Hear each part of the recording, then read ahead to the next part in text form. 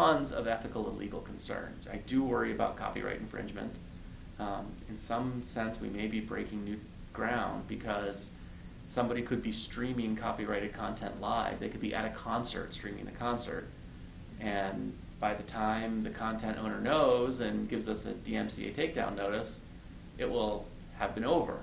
The rules for wiretapping, laws vary state by state. In some states, it is perfectly legal to secretly record a conversation you are a member to, unless there's a law enforcement official involved. In a lot of states, police have greater protection against recording than non-citizens do. I hope that my technology raises awareness of these issues. That's one of the things I would like to see changed. I think anybody should be subject to recording at any time. I think of it more in terms of its uses in citizen journalism.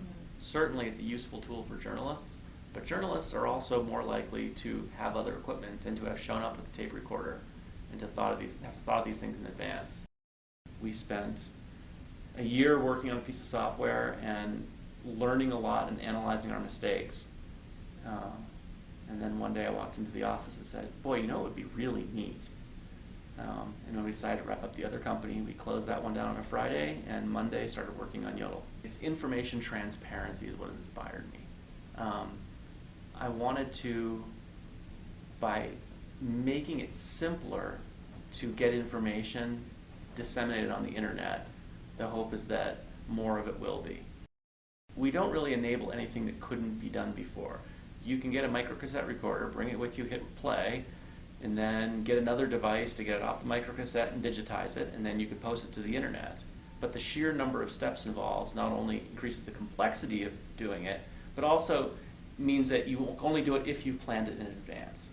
So we wanted to make it possible for people on an ad hoc basis to suddenly say, boy, I wish I could put this audio on the internet.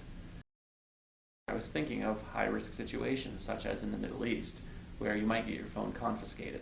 So we wanted to get the information off the phone and on the internet as quickly as possible. Probably slowly add editing capabilities.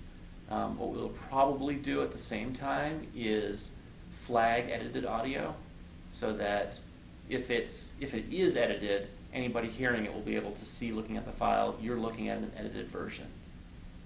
And the owner will be able to decide whether or not to make the original available, but part of information transparency is also trying to eliminate information counterfeiting.